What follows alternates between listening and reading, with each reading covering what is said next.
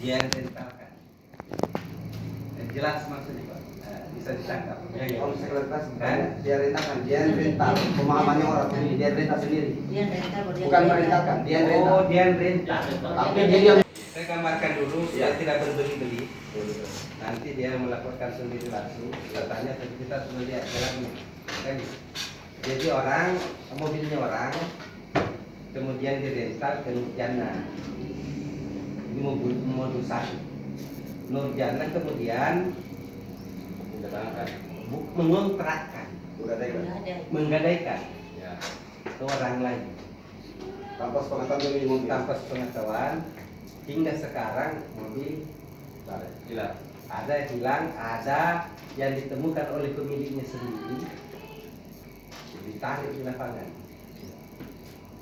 Kan itu modul intinya persoalan. Nah, sekarang kita terima langsung yang bersangkutan. Jadi Bu, saya mungkin gambarannya seperti itu, gambaran. Mana tadi Pak? Nah, Yang sampai ke tadi. Ini pemilik mobil atau yang digadaikan? Yang digadaikan. Yang penggadai. Iya. Penggadai itu. Iya. Angkatnya ibu ini salah satu yang ini. mobilnya hilang. Ya Bu punya mobil.